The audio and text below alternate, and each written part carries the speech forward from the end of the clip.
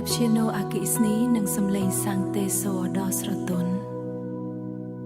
ខ្ញុំឈរនៅមុខទ្វារដែលបិទជិតដៃរបស់ខ្ញុំយួរខ្លាំងណាស់បងហុចដៃមករកខ្ញុំយឺតតែខ្ញុំមិនហ៊ាននឹងចាប់ឡើយតែខ្ញុំមិនហ៊ាននឹងចាប់ឡើយព្រោះភាពឈឺចាប់នៅតែតាមឡង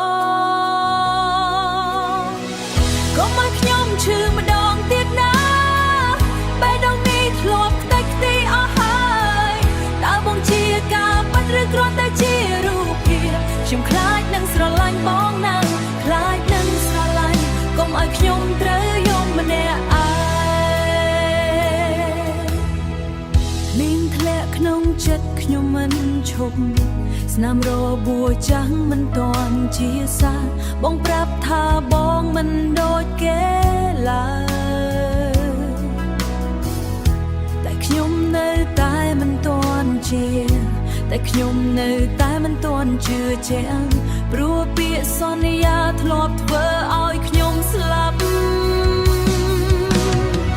កុំឲ្យខ្ញុំឈឺម្ដងទៀតណាបេះដូងនេះធ្លាប់ខ្ទេចខ្ទីអស់ហើយ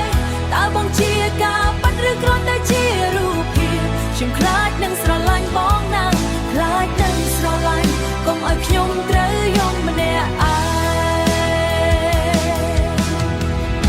តន្ត្រីឡើងខ្លាំងជាមួយសំឡេងហ្គីតាអគ្គិសនីខ្ញុំចង់រត់ទៅរកបងខ្លាំងណាស់តែជើងរបស់ខ្ញុំធ្ងន់ដូចជាថ្ម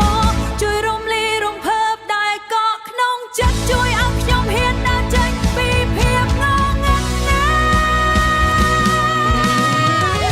សំឡេងសាក់សូហ្វូបន្លឺឡើងយ៉ាងសោកសៅនិងអង់អាច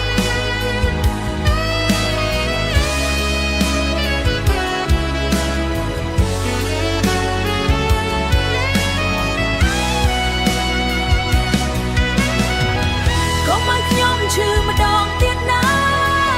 បេះដូងនេះធ្លាប់ខ្ទេចខ្ទីអស់ហើយតើបងជាការពិតឬគ្រាន់តែជារូបភាពខ្ញុំខ្លាចនឹងស្រឡាញ់បងណាស់ខ្លាចនឹងស្រឡាញ់កុំឲ្យខ្ញុំត្រូវយំម្នាក់ឯងគ្រាន់តែចាំខ្ញុំបន្តិចទៀតខ្ញុំកំពុងព្យាយាមជឿជាក់